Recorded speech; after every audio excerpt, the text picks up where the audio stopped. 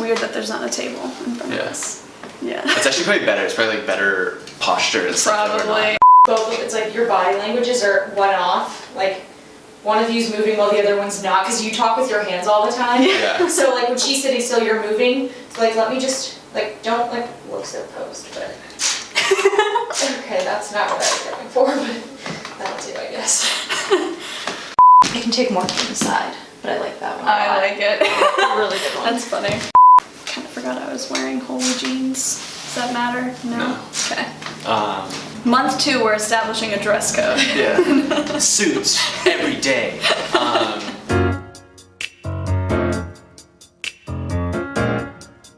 We are here today to discuss what we've learned in our first month of business. It is the 1 month anniversary for Piper Creative. We're going to go through 3 big lessons, starting with number 1. Number 1 is, for me personally, and I think Erin can probably agree with this, is I actually prefer working with a business partner as opposed to working alone. So before we went into business together, we were both kind of going solo on our own projects. Going into business by myself was good for a certain period of time, but there's something about working with another person that especially has a very complementary set of strengths and weaknesses that makes doing business much easier, much quicker, honestly, faster, and much more productive.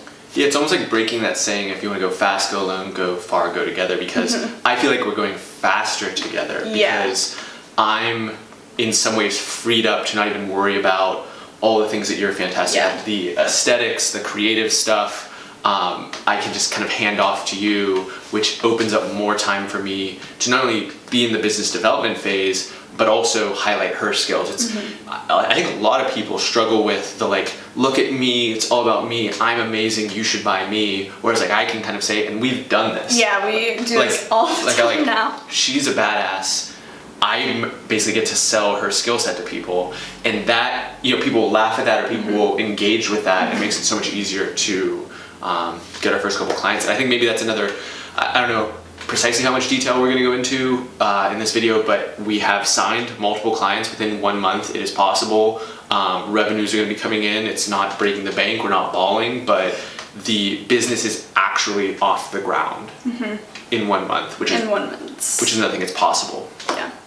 Number 2 is just the lesson that branding is super important has reinforced itself to us. This is obviously something that we already believed, hence why we started Piper Creative. But I think that one of the things that's very apparent is that both Hannah and I, within our circles, within our networks, have a reputation, have a brand, have a whatever you want to call it, that people admire some part of our work, are interested in what we're doing.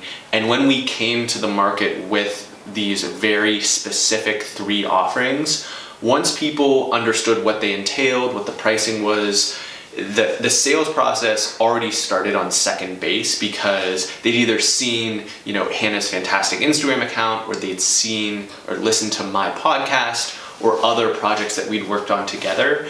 And so for a lot of people, those initial touch points that we just made over the last 2 or 3 years set the table for initial clients or other conversations that have already taken place. Yeah, I totally agree. It really helped, especially for us individually. I think we mentioned this in the Piper Answers video, but it helped for me to see your brand grow and evolve over the years, and I'm sure in turn it helped you. It just made it a comfortable pairing, I guess, and to join those 2 brands together to make Piper Creative. And I think that at some point we can create more either resources or information about starting something from zero. And we're kind of doing that with a few clients that we're bringing on. But really there's this difference between, we've already built up this equity and some momentum over the last 2 years versus starting from a complete stop. And it's just extra work. It's not impossible, because we both started at zero at one point as well.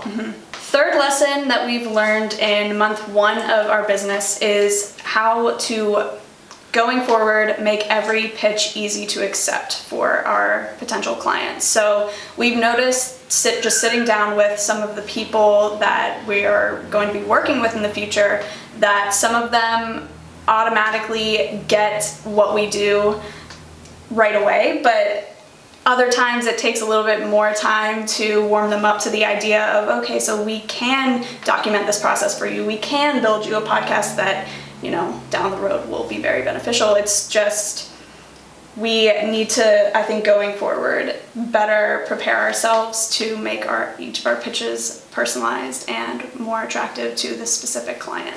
And I think one thing that makes that really easy for us is the fact that we're doing 3 specific offerings off the bat. We're not trying to be full service. We're trying to say, we do these 3 things, we do them well. We're not necessarily even, like, one of the steps of that sales process is identify the problem. And anyone who's interested in talking with us clearly has a problem bringing in clients, building brand, or just in their general marketing efforts. And the other thing that's giving us a huge advantage is just being really frank in terms of what is or is not appropriate. With the analogy that I've been using is, when all you have is a hammer, everything looks like a nail.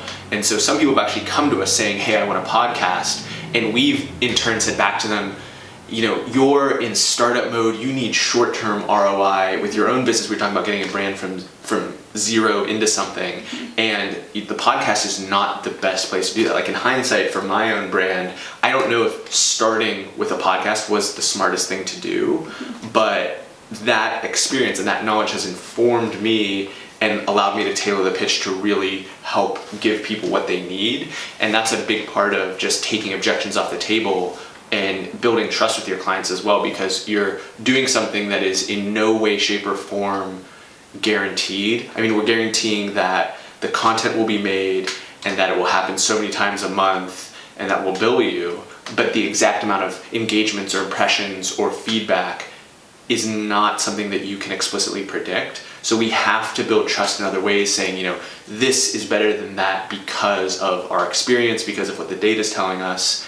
And those type of conversations are something that we're just going to get better at having. Sweet. It's been a good first month. Yes. Thank you for following along for our first month of this epic journey and empire that we're building. We are really looking forward to producing a ton of more content in the future and letting you in on all of our industry secrets. Absolutely. And comments below, as always, if you have questions about what we're doing. There's going to be many more Piper answers in the future.